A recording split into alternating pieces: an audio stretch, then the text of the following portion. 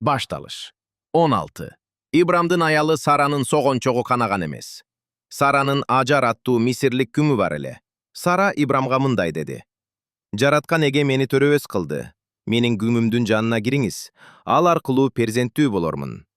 İbram Sara'nын айтканына көндү. Ошентип İbramдын Канаан жеринде жашаганына 10 жыл болгондо, Сара өзүнүн мисирлик күңү Ажарды İbramга аялдыкка алып берди. Анан İbram Ажардын жанына кирген соң, анын боюна бүттү. Ажар өзүнүн кош бойлуу экенин билгенде, мырзайымын теңине албай калды.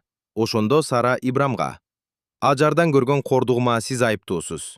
Мен өз күңүмдү төшөгүңүзгө салдым. Эми кош бойлуу экенин билгенден бери ал мени тегине албай калды. Жараткан эгеге койдум. Ортобузга калыс болуп ал чечсин деди. Күңүң сенин колуңда эмеспи, деди İbram Sarага. Эмне кылам десең өзүң бил. Сара Ажарды катуу басынта баштагандыктан Ажар андан качып кетти.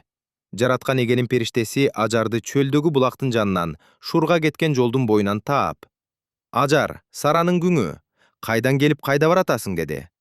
Мырзайымым Сарадан качып баратам, деди Ажар. Мырзайымыңа кайтып барып ага моюнсун, деди жараткан эгенин периштеси. Мен сенин тукумуңду көбөйтөмүн, көптүгүнөн эч ким санай алгыс кылам. Жараткан эгенин периштеси дагы мындай деди. Кош бойлуусуң сен азыр. Маалы жетип, уул төрөп, Ысмайыл деп коесуң анын атын.